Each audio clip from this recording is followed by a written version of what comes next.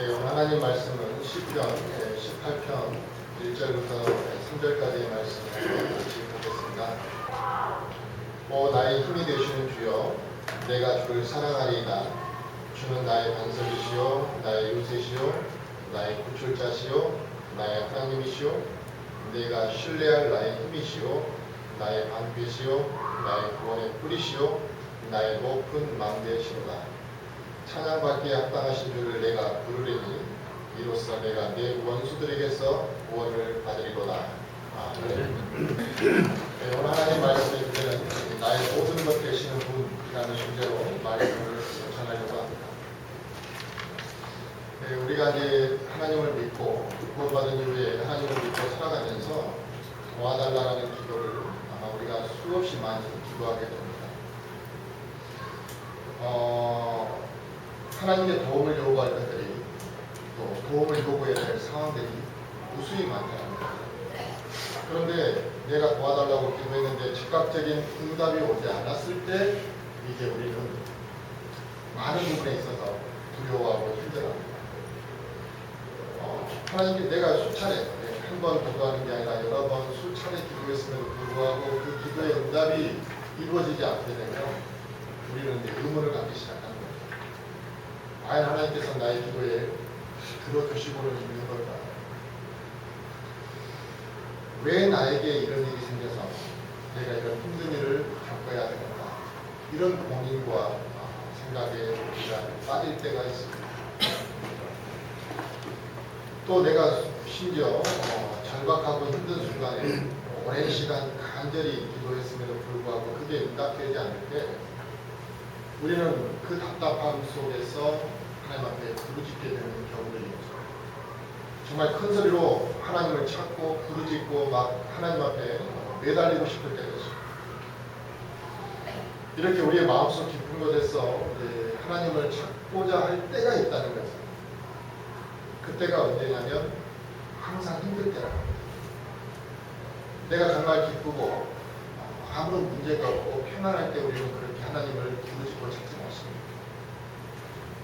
미치도록 힘들 때, 앞이 보이지 않을 정도로 너무 답답하고 캄캄할 때 우리는 그럴 때 하나님을 찾습니다. 사람은 누구나 힘들 때 누군가를 의지하고자 하는 마음이 있기 때문에 그렇습니다. 우리는 힘들면 내 마음에 있는 것들을 누구하고 나누고자 하고 내 마음에 있는 것들을 터놓고 말할 수 있는 상대를 우리는 찾게 되어 있습니다. 그래서 평소에 기도하지 않던 사람들도 자기 자신이 힘들어지면 기도하기 시작한다. 그렇게 기도하라고 강조해도 평상시에는 기도도 하지 않고 살아가는 사람들이 위기가 닥치고 절박한 순간이 되면 하나님을 찾고 구한다라는 사실. 이게 바로 우리의 연약하고 또 우리 아주 좀 간사한 우리 인간의 모습이라고 할 수가 있습니다.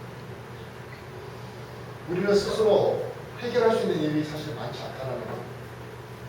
아무런 문제가 없이 하루하루 지나가니까 또 대부분의 일들이 내 선 안에서 해결되는 부분들이 많아 보이니까 우리는 내가 할 수 있다고 생각하지만 우리가 해결할 수 있는 일이 사실 그렇게 많지 않습니다. 그래서 어려운 일이 닥치면 두려워하고 우리는 누군가를 의지하려고 하는 경향이 나타나게 되는 것이죠. 오늘 본문의 이 다윗은 많은 어려움 가운데서 이 원수들에게서 생명을 빼앗길 만한 그런 위기 속에서 또 사울왕의 위협 속에서 하나님께서 자기를 건지시는 그 모든 과정을 경험하고 난 이후에 하나님 앞에 영광을 돌려드리고 하나님이 나에게는 이러한 분이라는 것을 고백하는 찬양이 오늘 시편 18편 말씀입니다. 다윗에게는 수많은 시련들이 있었습니다. 그리고 기나긴 어둠의 시간들이 그에게는 있었습니다. 그는 두려움의 시간을 보내고 그럴 때마다 그가 할 수 있었던 것은 하나님을 붙잡고 하나님을 의지하는 것. 그것만 있었어요. 그것밖에 없었다는 것. 매 순간 하나님만을 신뢰하고 그분의 인도하심을 구하며 살아왔기 때문에 그가 그 하나님의 도우심의 손길로 그 어려움의 순간에서 벗어났을 때 그는 제일 먼저 당연히 하나님을 찬양하는 수밖에 없었던 것이죠. 오늘 10편 18편의 이 고백은 단순히 그냥 표면상 형식적인 고백이 아니라 다윗이 삶으로 경험한 거고 다윗이 마음속 깊은 곳에서 사장하고 싶은 마음으로 고백한 것이고 하나님께서 어떠한 분이시라는 것을 체험을 통해서 우리에게 가르쳐 주시는 그런 말씀이라고 할 수 있습니다. 구원받은 그리스도인들이라 해서 믿음의 분량의 차이가 다 다르죠. 그래서 구원받은 그리스도인들이 하나님에 대해서 인식하는 차이가 다릅니다.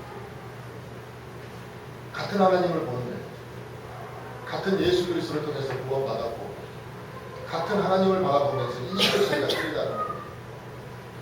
어떤 사람은 하나님에 대한 인식이 매우 멀게 느껴지는 사람도 있습니다. 하나님은 어쩌다 한 번씩 나를 쳐다보는 내 귀에 응답해주는 정도로 생각하는 분도 있습니다. 하나님이 지금 어디 계시는가? 셋째 하늘에 계시겠죠. 또 어떤 사람은 하나님이 어디 계시는가라고 물어보면 지금 내 옆에 계신가? 또 어떤 사람은 하나님께서 내 안에 거하시고 계신다라고 생각하는 사람이 있다는 거죠. 물론 하나님은 지금 셋째 하늘에도 거하시고 내 안에도 거하시고 지금 이 가운데도 동시에 거하실 수 있는 분입니다만 우리가 그분에 대해서 어떻게 인식하고 살아가느냐는 매우 중요한 부분입니다. 하나님은 셋째 하늘에서 멀리서 나를 지켜보시는 분 정도로만 생각한다면 우리는 기도할 때도 그러고 성경 말씀을 볼 때도 그러고 하나님을 섬길 때도 하나님을 멀리할 수밖에 없다는 사실입니다. 매 순간 하나님이라는 그 존재 자체를 잊고 살아가는 사람들이 있습니다. 하나님을 믿고 하나님의 인도하심 속에 살아가야 될 그리스도인들 중에서 하나님이라는 존재를 잊고 살아간다. 그리고 주일날이 되면 그때서야 하나님 이렇게 생각합니다. 또 하나님을 매우 친밀하고 매우 가까운 존재로 인식하고 살아가는 그리스도인들도 있습니다. 그분이 나의 아버지가 되시는 분. 그분이 나의 아버지가 되시기 때문에 나의 모든 것들에 있어 관심을 가지고 계시고 또 내가 그것들을 아버지에게 보여야 되고 아버지와의 관계를 친밀한 관계로 끌고 가면서 그분은 나와 항상 밀접한 관계에서 존재하시는 분이라고 인식하는 그리스도인도 있다는 사실입니다. 이것은 하나님을 어떻게 생각하느냐, 하나님을 신뢰하고 있느냐, 신뢰하지 않고 있느냐의 차이에서 나타나는 겁니다. 하나님을 저 멀리 생각하고 하나님의 존재 자체를 인식하지 못하고 살아가는 그리스도인이 과연 오늘 다윗처럼 그분이 나의 힘이 되시고 그분이 나의 방패가 되시고 그분이 나의 요새가 되시고 그분이 나의 모든 것이 되시는 분이라는 고백을 할 수 있을까요? 머리로만 이해하고 지식으로만 구원받은 사람들이 예수 그리스도의 죽으심을 이야기하고 예수의 부활을 믿는다고 말할 수 있고 다 안다고 이야기합니다. 그 구원이 내가 마음으로 체험으로 경험한 그 구원과 어떻게 같을 수가 있는 거예요? 이것은 하나님을 신뢰하고 그분을 의지하는 모습에서 나타나는 차이입니다. 그래서 지금은 내가 하나님을 어떠한 분으로 인식하고 그분의 존재에 대해서 어떻게 생각하느냐, 이건 매우 신앙생활하는 데 매우 중요한 부분입니다. 우리 그리스도인이 전적으로 하나님만을 의지할 때 삶이 달라지는 것입니다. 그런데 하나님만을 전적으로 의지하지 않는 사람들은 경배를 드리는 자세에 있어서도 매우 질이 떨어진다는 겁니다. 지금 이 자리에 앉아있는 것 자체가 다 동일한 하나님 보실 때 합당한 예배를 드리는 건 아니거든요. 어떤 사람은 매우 질이 떨어지는 예배를 드리는 사람도 있는 겁니다. 마음이 매우 악한 사람도 있는 겁니다. 어떤 사람은 깨어서 살아있는 예배를 드리는 사람도 있다는 거죠. 이것은 전적으로 하나님을 의지하고 있느냐 의지하지 않고 있느냐의 차이입니다. 다윗이 하나님이 나의 힘이요라고 주장할 때 그의 고백과 그저 태연하게 하나님을 잊고 살던 사람이 그래 하나님 나의 힘이에요 이렇게 말하는 것이 어떻게 같은 의미가 있겠습니까? 요한복음 18장에서 예수님께서는 자기 자신에 대해서 이렇게 표현하셨습니다. I am이라고 표현하셨습니다. 그 말이 무슨 말입니까? 그 뒤에 단어를 붙이지 않으신 거죠. 왜냐하면 나는 모든 것 되시는 분이다 이 말이죠. 이 I am이라는 단어는 오직 하나님에게만 쓸 수 있는 거예요. 그분은 전지전능하신 분이시고 심지어 인간의 그 어떠한 단어도 그분을 다 표현하기가 어려운 거예요. 우리 인간의 언어로 하나님을 정의하기가 어렵다는 거예요. I am이라는 단어 하나님은 그래서 자기 자신을 그렇게 표현하셨습니다. 오늘 본문에서도 다윗은 노래를 하기를 찬양하기를 하나님은 나의 반석이시오 나의 요새시오 나의 구원자시오 나의 힘이시오 나의 방패시오 나의 구원의 뿌리시오 나의 높은 망대시라 이렇게 이야기했습니다. 즉 다윗이 내가 어떠한 처지에 있든지 간에 하나님은 나의 모든 것 되시는 분이라 하였습니다. 내가 힘이 없을 때는 하나님이 나의 힘이 되어주시고 내가 적의 위험에 노출되어 있을 때는 하나님이 나의 방패가 되어주시고 내가 숨을 곳이 없어 도망다닐 때는 하나님이 나의 요새가 되어주시고 내가 어떤 처지에 있든지 하나님은 나의 모든 것이 되어주시는 바로 I am이라는 거예요. 얼마나 합당하고 얼마나 위대한 고백인지 모르겠습니다. 하나님을 온전히 신뢰하지 못하는 사람은 절대 이 말을 고백할 수 없을 뿐만 아니라 이 말씀을 읽고도 그게 마음으로 느껴지지 않을 것이라고 봅니다. 그렇다면 나에게 하나님은 어떤 분이냐 이거죠. 나에게도 다윗과 같은 그런 고백의 하나님이냐 아니면 하나님이 나에게 어떠한 분이라는 것을 내가 말할 수 없느냐 이건 매우 중요한 거예요. 너무나 막연한 존재로 여겨지고 내 의식 속에서 희미한 존재로 이렇게 인식되고 있는 제가 볼 때 우리 특히 젊은 아이들 속에서 우리가 더 심도 있게 자녀들을 위해서 기도하고 그들을 가르쳐야 되겠습니다만 우리 자녀들 안에서의 하나님은 살아있는 하나님으로 역사하지 않는 것을 제가 많이 보게 됩니다. 그들에게는 하나님은 필요할 때만 의식되는 하나님, 교회 나올 때만 필요한 하나님, 삶 속에서 나타나는 하나님이 아니라는 것을 보게 됩니다. 관심이 없습니다. 우리는 오늘 본문의 다윗처럼 우리 자녀들이 하나님이 나의 힘이라고 이야기할 수 있고 하나님이 나의 방패라고 고백할 수 있는 그런 자녀들이 되어야 된다. 나의 모든 것 되시는 분, 그분으로 인정하고 경험하고 우리가 지금 그렇게 살아가고 있느냐 이걸 살펴볼 일입니다. 지금이 이 우기에 태풍이 오는 이 여름철입니다. 우리는 해마다 1년에 한 번씩 태풍이 지나가는 시기가 있습니다. 그런데 해마다 폭우가 쏟아지고 태풍이 지나가면 집이 잠기고 또 무너지고 피해를 입는 사람이 반드시 나타납니다. 그런데 피해가 가장 많이 발생하는 곳이 어디냐면 지반이 약한 곳입니다. 벽이나 이런 땅의 지반이 약한 곳이 꼭 태풍이 한번 지나가고 비바람이 몰아치면 쓰러진다. 우리 인생사에도 주기적으로 세상의 시련이 우리에게 찾아옵니다. 어려운 일이 닥친다. 그런데 어려움이 딱 닥치고 나면 반드시 흔적을 남기게 되어 있죠. 많은 사람들이 폭우가 지나가고 나면 집이 쓰러지고 피해를 입고 흔들리고 나무가 뿌리째 뽑히는 이런 일이 발생한 것처럼 그리스도인들도 세상 풍파가 한번 지나가고 나면 흔적이 남아있게 됩니다. 그런데 바른 믿음 위에 서 있지 못한 그리스도인들은 이 태풍의 피해처럼 시련 이후에 단순히 흔적을 남기는 것이 아니라 태풍 이후에 좌절하고 쓰러지고 어려움을 겪게 된다는 사실입니다. 똑같은 태풍의 시련을 겪었는데 어떤 사람은 상당한 피해를 입는 사람이 있고 어떤 사람은 그 피해가 약소한 사람이 있습니다. 그리스도인들 중에 세상 풍파 속에 너무나 쉽게 무너지는 이러한 사람들이 바로 예수 그리스도 위에 믿음의 반석을 제대로 세우지 않은 그러한 케이스라고 봐야 되겠죠. 주님의 반석은 깨지거나 무너지는 그런 반석이 아니라, 그래서 우리가 그분을 믿고 신뢰할 수 있는 것은 뭐냐면 그분 위에 세워진 믿음은 흔들리는 믿음이 아니라는 것입니다.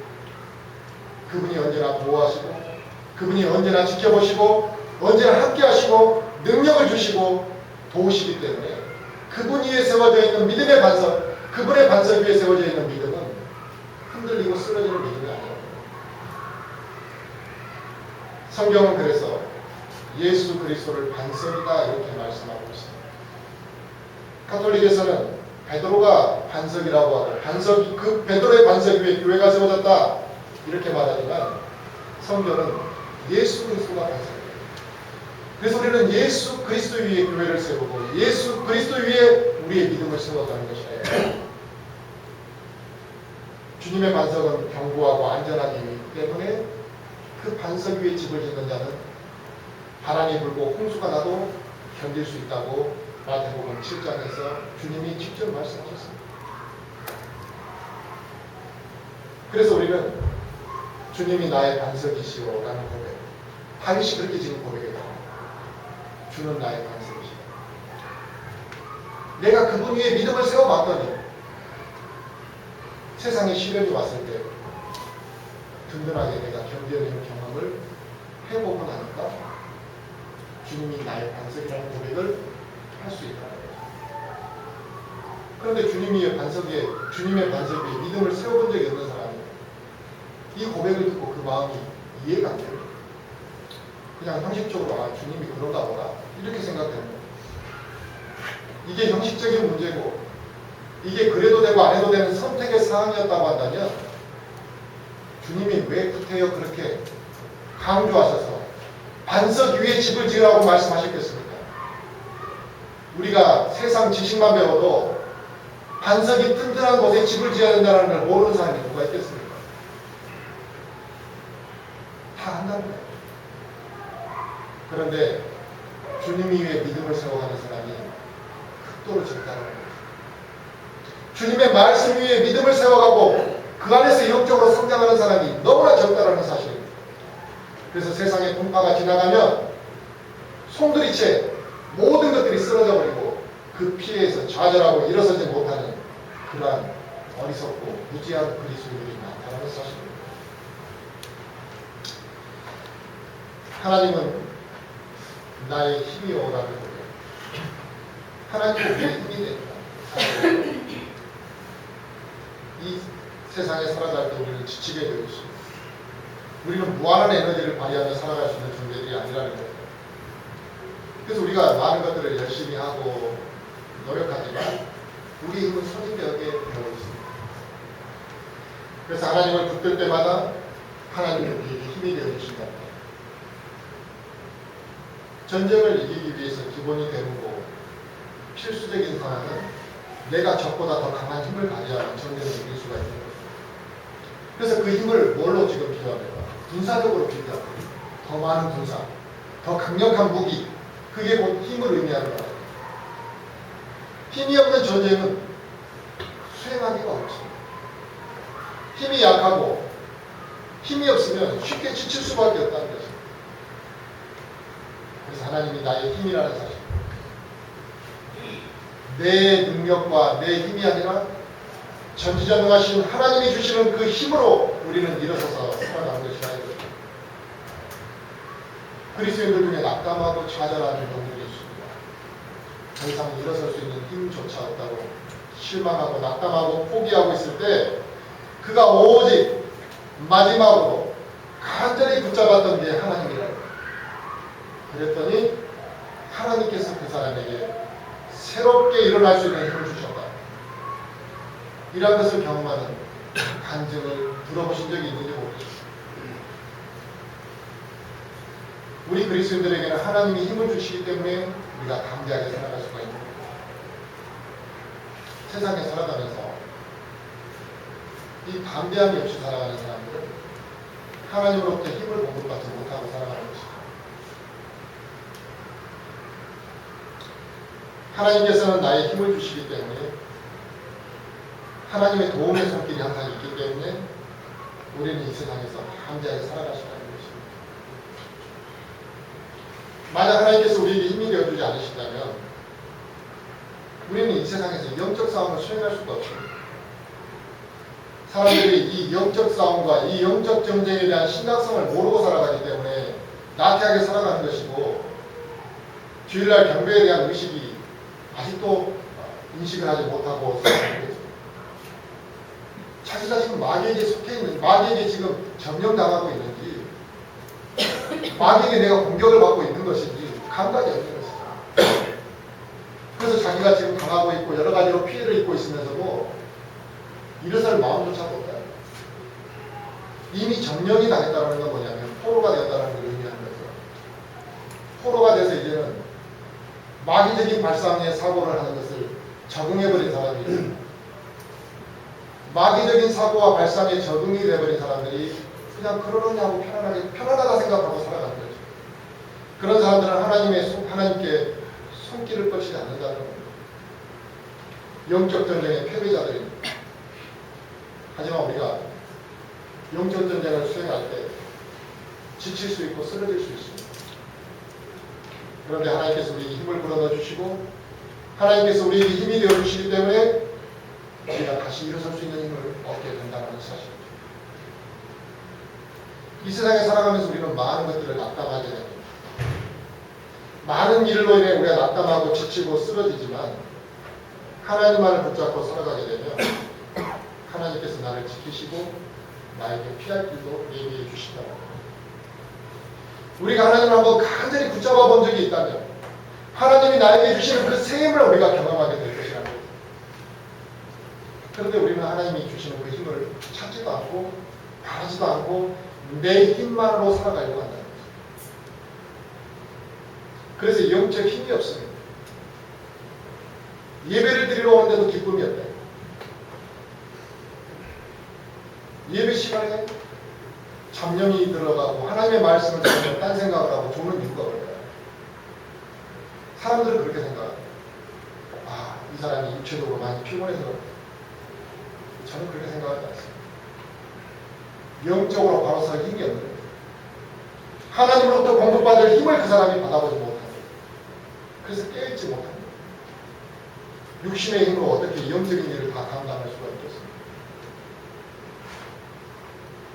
사도 바울은 데살로니가후서 3장 13절에 형제들아 너희가 잘 행하다가 지치지 말라 그랬습니다. 이 말이 뭡니까? 세상에서 막 살다가 지치지 말고 열심히 세상 살아라 이 뜻이 아니라 하나님의 일에 온전히 전력 투구를 다 했음에도 불구하고 지치지 말라는 거죠. 내가 이 정도 열심히 했으니까 하나님께서 기억해 주시겠지라고 포기하는 것이 아니라 너희는 잘 행하다 지치지 말라 했습니다. 하나님의 일을 할 때 우리가 하나님의 일을 한다고 해서 항상 좋은 일만 있는 것은 아니에요. 어려움도 오고 하기 싫은 경우들도 생기고 지치는 일들도 오고 핍박도 오고 감당하기 어려운 일들이 우리에게 생길 수가 있다는 겁니다. 그런데 하나님께서 우리를 지켜보시고 계시기 때문에 지치고 포기하지 말아요. 잘 행하다가 지치지 말라 이렇게 말했습니다. 우리가 지쳐있을 때 하나님께서 우리에게 반드시 새 힘을 주실 것을 믿으시기 바랍니다. 우리 각자 그리스도인이 하나님께서 나에게 힘이 되어 주신다는 것을 믿고 살아간다면 우리가 영적 전쟁을 아주 다른 각도에서 승리하는 영적 전쟁을 치를 수가 있다는 사실입니다. 그리고 하나님은 우리의 요새가 되신다. 지금 다윗은 하나님은 나의 요새시오. 요새가 왜 필요하죠? 다윗이 이런 고백을 했을 때 다윗이 왜 하나님을 요새라고 했을까? 이런 표현을 생각을 해봤어야 된다는 거죠. 요새가 왜 필요하냐 이거죠. 요새는 전쟁을 하는 가운데 안전하게 잠시 기거하고 밥을 먹고 쉬고 다시 전쟁을 재열 정비할 때 필요한 것이 요새라는 것입니다. 은신처죠. 적의 공격으로부터 피할 수 있는 곳이 필요하다. 우리가 그렇지 않고 어떻게 영적 전쟁을 수행하고 하나님의 일을 수행해 나갈 수가 있겠습니까? 그래서 전쟁을 하는 사람에게 이 요새는 매우 전쟁을 시작하기 전부터 필요한 것이라 이겁니다. 우리 그리스도인들은 세상에 살아가면서 영적 전쟁을 계속 치르며 살아가는 사람들. 영적 전쟁을 계속 치른다는 거예요. 그토록 이야기해줘도 지금 마귀의 공격이 우리에게 울부짖는 사자와 같이 우리에게 다가온다 그래도 감각이 없습니다. 왜 그럴까요? 정말 그런가? 내가 이 상황에서 어떻게 대비해야 되는 것이지? 지금 사자 한 마리를 풀어놨다면 여기서 도망가지 않을 사람이 뭐가 있습니까? 아, 사자가 있구나. 사자가 돌아다니나 보구나. 그렇게 생각할 사람이 있겠습니까? 경각심을 갖고 두려워하고 긴장하고 피할 곳을 찾을 거 아닙니까? 영적 전쟁은 이미 시작되었다는 거예요. 도망갈 마음도 없고 싸울 마음도 없고 준비할 마음도 없고 이건 이미 노예가 된 거예요. 노예가 된 거예요. 이 영적 전쟁을 치르다 보면 반드시 힘들 때가 있고 지칠 때가 있고 쓰러질 때가 있게 되어 있습니다. 그래서 우리는 피할 곳이 필요합니다. 어디로 피해야 됩니까? 스트레스 받으니까 우리가 어딘가 내 열정을 좀 쏟아볼 수 있는 노래방이 우리에게 피할 요새가 됩니까? 아니면 극장이 우리에게 피할 요새가 됩니까? 친구를 만나서 수다를 떠는 게 나에게 필요한 요새가 됩니까? 내가 영적 전쟁을 수행하려고 너무 지쳐서 오늘 친구들하고 영화나 좀 보고 피로를 좀 풀어야 되겠다. 그게 영적 전쟁을 치르는 사람의 모습이냐. 하나님만이 나에게 그 마귀의 공격과 화살로부터 피할 수 있고 쉼을 얻도록 하시는 곳이고 내가 먹을 수 있는 곳을 제공하는 곳이고 이런 요새가 없다면 우리는 전쟁을 수행할 수 없다라는 그러한 인식을 한다고 한다면 이제 우리는 하나님을 더욱 간절히 찾게 되겠죠. 전쟁에서 죽기 싫으면 전쟁에서 쓰러지기 싫으면 전쟁에서 패배하기 싫으면 반드시 이 요새로 피해야만 합니다. 그렇지 않으면 죽게 될 것이라는 거죠. 아무리 뛰어난 체력을 가지고 아무리 전쟁 능력을 잘 수행한다 할지라도 요새가 없으면 전쟁을 이겨내기가 매우 어렵다는 사실입니다. 그런데 우리 그리스도인들이 영적 전쟁을 수행하면서 지칠 때 우리가 그 계속해서 영적 전쟁을 수행하려고 하면 하나님이 우리에게 안전한 요새가 되어지지 아니하고 우리가 어떻게 영적 전쟁을 수행할 수가 있겠습니까? 흔들림 없는 영적 전쟁을 수행할 수 없다는 거죠. 그래서 마귀의 공격이 올 때 우리는 피할 곳이 필요하고 새 힘을 얻어서 다시 재열경비에서 싸워야 될 곳이 필요하고 상처 입었을 때 상처를 치유받을 곳이 필요하고 쉴 곳이 필요한 것입니다. 그럴 때마다 우리는 어디서 쉽니까? 하나님이 나의 요새가 되어주신다는 사실입니다. 그런데 하나님이 우리에게 요새가 되어주지 않는다면 우리는 지친다는 거예요. 또 우리는 불안해한다는 거예요. 이미 전쟁을 수행할 수가 없는 거죠. 지치고 불안해했는데 어떻게 전쟁을 수행할 수가 있겠습니까? 요즘 뉴스에는 이 자살에 대한 뉴스들이 너무 이제 자주 나오다 보니까 사람들이 이제 무감각해집니다. 누가 하나 한강에서 뛰어내렸다 그래도 그런가 보다 하고 너무 많은 사람들이 자살을 하고 있어요. 뭐 카드 빚 때문에 자살을 하는 사람, 빚 때문에 자살하는 사람부터 가정 불화로 자살하는 사람, 뭐 여러 가지 사유들이 있습니다. 경제적인 문제. 한 해만도 뭐 13,000명 이상이 자살을 한다고 하니까요. 그게 우리나라만의 이야기니까. 그러면 13,000명이면 한 시간에 약 한 2명 가까운 사람이 죽는 거거든요. 그럼 그들이 왜 죽음이라는 것을 선택하게 될까요? 그들이 죽음을 선택하는 이유는 다른 게 아니죠. 죽음 이후에 무엇인가 더 좋은 세상이 있을 거라는 생각. 이것보다는 낫겠지. 이것보다. 지금 내 현실보다는 나을 거라는 생각 때문에 그들이 자살을 선택합니다. 그런데 안타까운 것은 죽음 이후에 하나님의 심판이 있다는 걸 그들이 몰랐다는 거예요. 이 지긋지긋한 세상에서 죽었더니 지옥불에 던져져 버려서 비참한 결과를 그들이 겪게 되겠죠. 죽으면 하나님의 심판이 있다는 사실, 이걸 모른다. 그들은 죽으면 당연히 사람은 쉴 거라고 생각합니다. 그러나 성경은 그렇게 말씀하고자 하라는 사실입니다.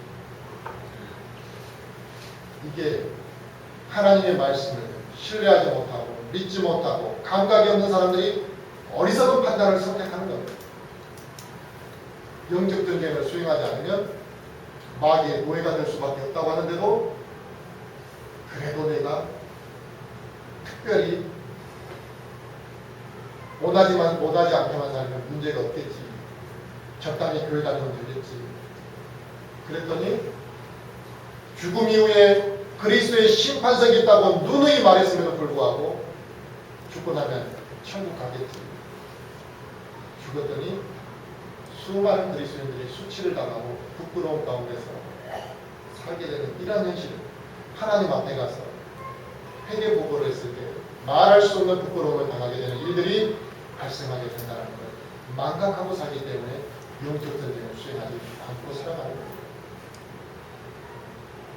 우리가 하나님 안에서 안식을 누리지 않는다면 어디서 쉼을 누리게 되겠습니까? 당연히 세상에서 쉼을 누리려고 하겠죠. 그리스도인이 하나님 안에서 쉼을 얻지 못하고 살아간다면 참 안식을 절대로 누릴 수가 없게 됩니다. 참 안식이라는 것은 내 안에 평안과 위로를 누리지 못하게 되는 것이고, 그렇게 되면 우리는 방황하게 되어 있고 우리는 지치게 되어 있고 우리는 영적 전쟁을 수행할 수가 없게 되는 겁니다. 그리스도인은 하나님과 매우 밀착된 삶을 살아야만 합니다. 어쩌다 한번 주님을 만나는 것이 밀착된 삶이 아니다. 수요일날도 내가 기도하러 나오는 이유가 뭡니까? 나오기 싫은데 안 나가면 눈치 보이니까 우리가 수요일날 모이는 게 아니라, 어떤 사람은 기쁨으로 주중에 우리가 모임에 참여하는 사람이 있지만 어떤 사람은 나오기 싫고 하기 싫으니까 참석 안 하는 사람이 있잖아요. 강요하지는 않습니다.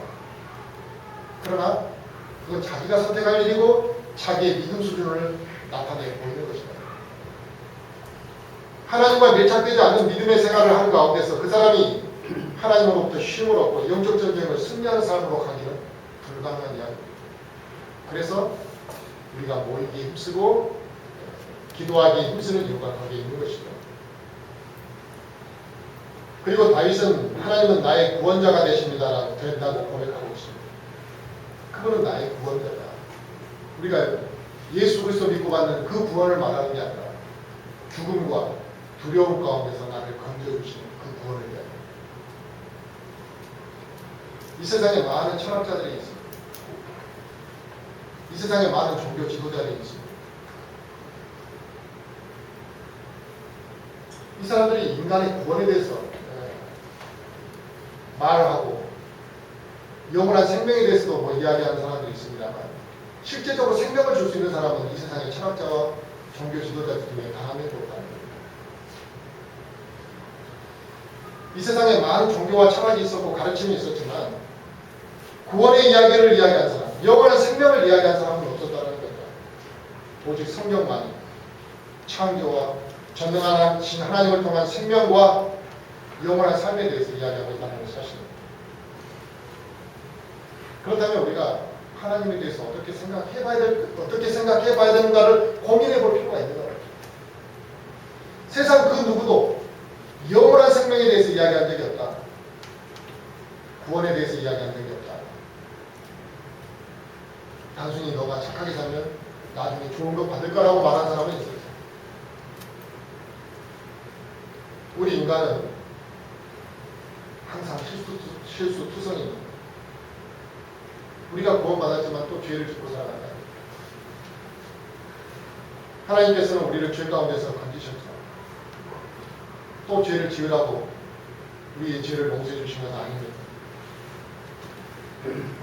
그런데 그 구원 속으로 들어온 자들, 즉 예수 그리스도를 믿고 구원받은 자들을 하나님께서 단 한 사람도 잃어버리지 아니하고 지키시고 계신다는 것입니다. 그런데 예수 그리스도를 통하지 아니하면 어느 누구도 구원받을 수 없다 이렇게 이야기하고 있습니다. 이 구원에 대한 문제가 있어요. 우리 기독교에서는 매우 중요한 문제죠. 핵심이죠. 그런데 어떻게 그러면 구원을 받아야 되느냐가 먼저라는 거죠. 그런데 예수 그리스도를 통하지 아니하면 구원을 받을 수가 없다는 거예요. 구원받은 자는 또 단 한 명도 하나님께서 잃어버리지 않는다는 거죠. 그러면 그분이 나의 구원자시죠. 그분이 과연 나에게 어떠한 분이신가요? 나의 구원자라는 거죠. 나의 생명을 책임지시고 나에게 영원한 생명을 주시고 죽음 이후의 문제도 모든 것들을 지켜주실 분 바로 그분이 하나님이시다.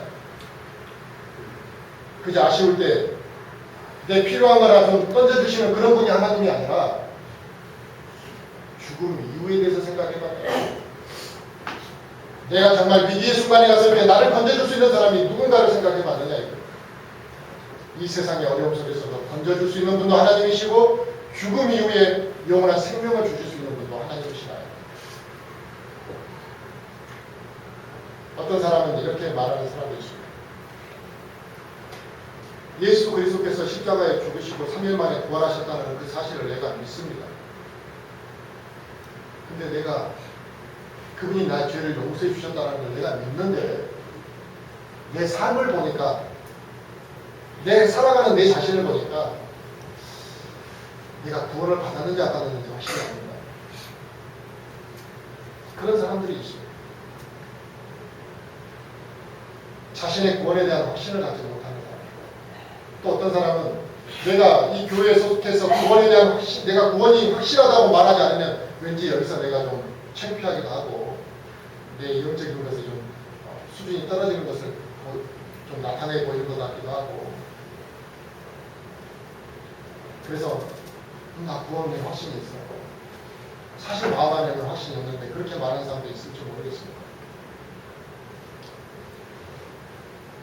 구원에 대한 확신이 없어서 걱정하고 살아가는 사람들이 있습니다만 우리가 구원받은 이후에 또 죄를 짓는 것은 옛 성품이 우리 안에 남아있기 때문에 죄를 짓는 거죠. 아직 우리가 육신이 완전한 몸을 입지 않았기 때문에 또 죄를 짓고 살아갑니다. 하지만 구원받은 그리스도인은 예수 그리스도의 피로 그가 단번에 모든 죄가 다 용서받았다. 그분의 보혈로 용서받았기 때문에 우리의 모든 죄가 그 순간에 내가 예수님을 나의 구주로 영접하는 순간에 다 씻음을 받아버렸다.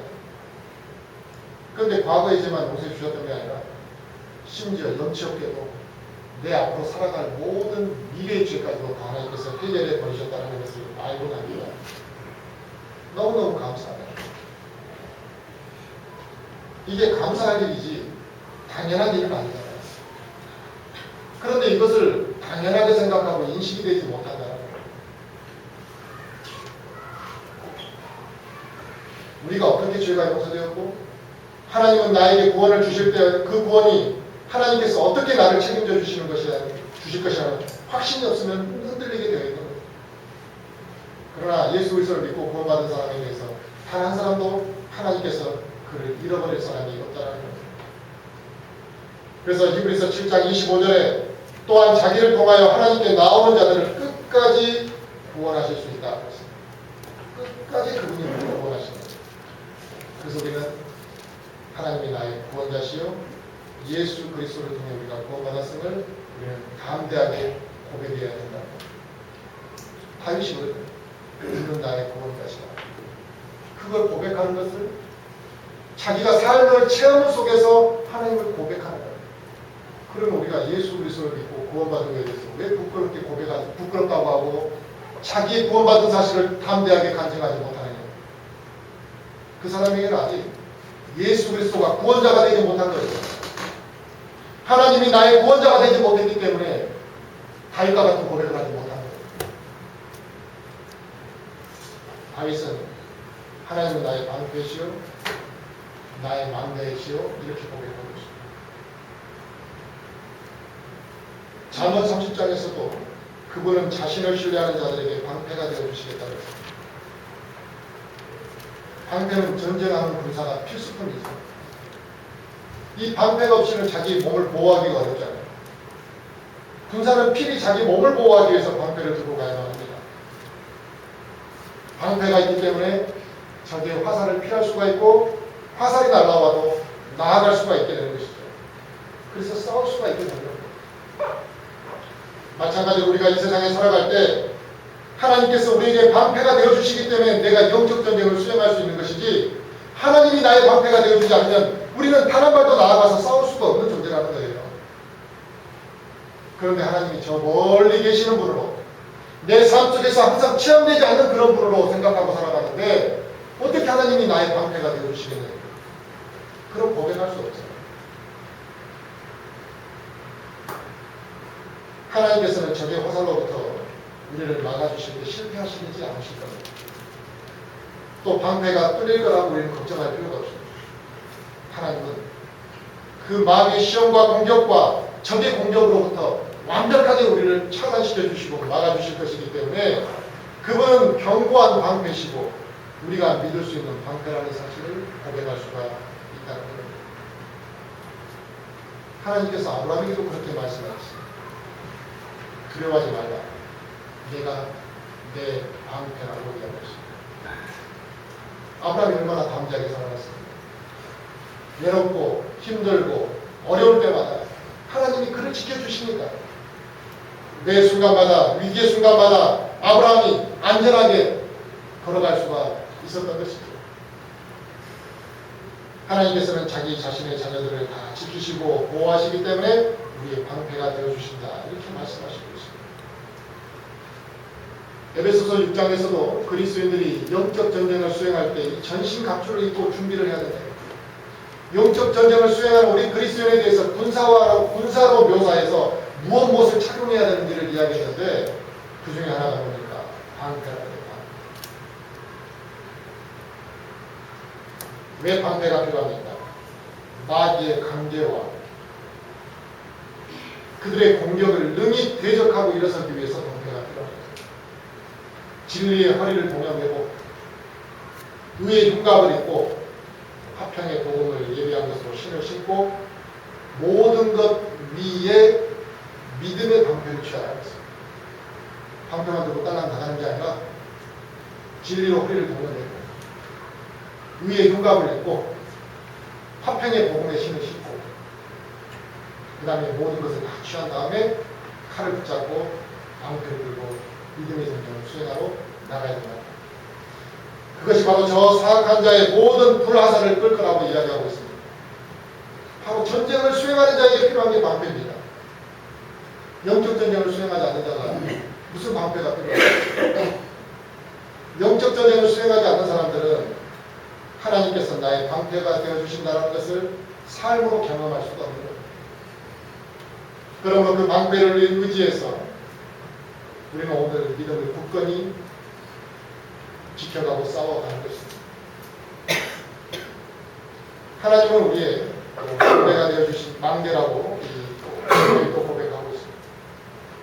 망대라는 것은 높은 곳에서 이렇게 지켜보고 내려다보고 쳐다보고 감시하는 곳이 망대입니다. 근데 망대는 왜 필요합니까? 적이 침략을 해오느냐, 적이 어떤 상태로 오고 있느냐, 이걸 미리 지켜보고 동정을 파악하기 위해서 망대가 필요합니다. 이 망대가 없다면 적의 침략을 대비하고 준비할 수가 없는 것이라. 무방비 상태에서 적이 오게 되면 어떻게 되겠습니까? 하나님께서 우리에게 견고한 망대가 되어주십니다. 결국 하나님을 의지하고 살아가게 되면 우리가 미리 모든 것들을 대비하고 준비할 수 있게 된다. 그래서 잠언 18장 10절에 주의 이름은 견고한 망대라 그랬습니다. 의로운 자는 거기로 달려가 안전을 거하게 얻으리라고 말씀하고 있습니다. 하나님은 우리의 견고하고 높은 망대이기 때문에 우리가 멀리 내다보고 미리 준비하고 안전을 얻을 수가 있다는 사실이죠. 하나님께서는 모든 걸 내다보시고 계시고 우리에게 피할 길을 예비하시고 또 우리를 인도하시기 때문에 우리가 의지하면, 그분을 의지하면 마귀의 공격을 대비할 수가 있게 된다는 것입니다. 두려워할 이유가 없다는 거죠. 오늘 본문에서 다윗이 하나님을 반석으로, 요새로, 힘으로, 또 방패, 구원의 뿔과 높은 망대로 표현했습니다. 그렇다면 우리 자신도 하나님을 어떻게 표현할 것이냐.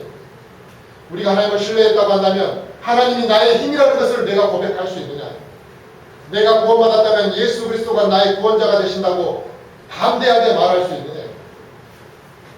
아쉬울 때만 하나님을 찾고 기억날 때만 잠시 스쳐가듯이 기도하고 그저 형식적으로 하나님을 신뢰한다고 고백하고 이러한 것이 아니라 나의 삶의 모든 것을 전적으로 하나님 앞에 맡기는 그런 삶을 우리가 살아야지만 이 다윗과 같은 고백을 우리가 할 수가 있게 되는 것입니다. 하나님을 신뢰하는 사람이라고 한다면 모든 걸 하나님 앞에 맡기지 못할 이유가 뭐겠습니까? 이 세상의 내 사람 중에서 내가 부모를 신뢰하기 때문에 내 돈을 맡길 수가 있는 것이고 내가 부모를 신뢰하기 때문에 내 마음에 있는 이야기를 할 수가 있는 건 아니겠습니까? 하나님을 신뢰한다고 하면서 어떻게 하나님께 자기 인생을 맡기지 못하느냐. 하나님은 전지전능하신 분이라고 고백하면서 어떻게 그분의 힘을 요구하지 않고 그분의 도우심을 바라지 않느냐.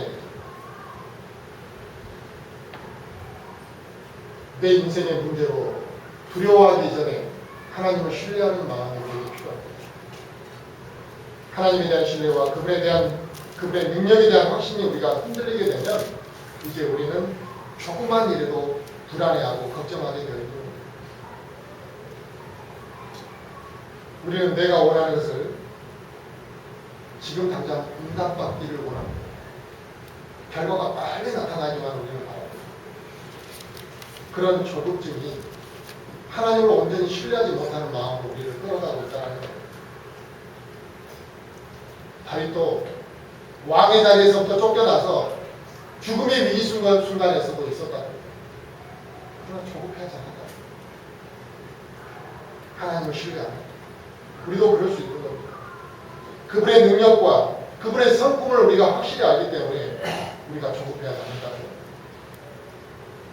오늘 본문의 말씀, 이 다윗의 고백이 저와 우리 모든 성도들에게 하나님을 강력하게 신뢰하는 그 계기의 말씀이 되기를 간절히 바라겠습니다.